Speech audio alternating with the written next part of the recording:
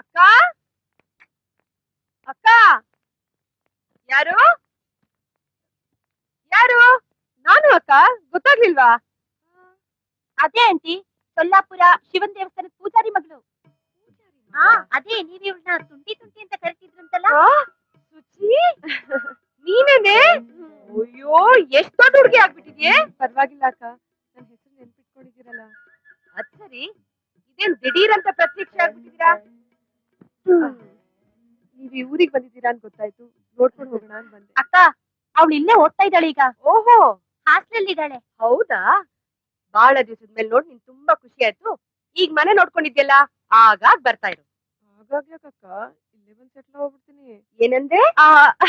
ಬರ್ತಾ ಇರ್ತೀನಕ್ಕ. ನಿಜವಾಗ್ಲೂ ಮನೇನ ತುಂಬಾ ಚೆನ್ನಾಗಿ ಇಟ್ಕೊಂಡಿದ್ದೀರಾ.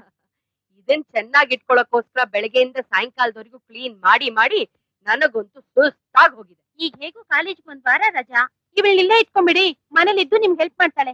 ಇವಳು ನನಗ್ ಹೆಲ್ಪ್ ಮಾಡ್ತಾಳ? ಹೋಗೆ. ಯಾಕಕ್ಕ ಹಿಂಗ್ ಮಾತಾಡ್ತೀರಾ? ನಿಮ್ಗೆ ಹೆಲ್ಪ್ ಮಾಡೋದು ನನ್ ಸೌಭಾಗ್ಯ ಅನ್ಕೋಬೇಕು.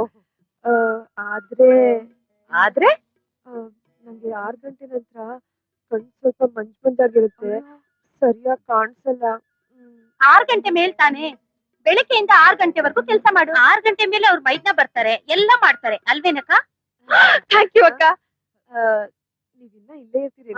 ಇಲ್ಲ ಕಣೆ, ನಮಗ್ ಬೇರೆ ಕೆಲ್ಸ ಇದೆ, ನಾವಿನ್ ಹೊರಡ್ತೀವಿ. ಅಯ್ಯೋ ಹೀರಮ್ಮ, ತಿಂಡಿ ಮಾಡ್ಕೊಡ್ತೀನಿ. ಮೊದಲನೇ ಸಲ ಮನೆಗ್ ಬಂದಿದ್ದೀರಾ? ಹೇಗೂ ಇನ್ಮೇಲೆ ಇಲ್ಲೇ ಇರ್ತಾಳೆ, ನಾವ್ ಅವಾಗ ಅವಾಗ ಬಂದ್ ಹೋಗ್ತೀವಿ. ಬಾಯ್ ಕಣೆ ಸುಚಿ. ಬಾಯ್. ಅಕ್ಕ ಬನ್ನಿ, ಮನೆ ತೋರಿಸಿ. ಮೊದ್ಲು ಕಾಫಿ ಮಾಡ್ಕೊಡ್ತೀನಿ, ಆಮೇಲೆ ಮನೆ ತೋರಿಸಿ. ಒಂದ್ ಕಂಡೀಷನ್ ಮೇಲೆ, ಇವತ್ತಿಂದ ಮನೆ ಕೆಲಸ ನಾನೇ ಮಾಡ್ತೀನಿ, ಕಾಫಿನೂ ನಾನೇ ಮಾಡ್ಕೊಡ್ತೀನಿ. ಓಕೆ.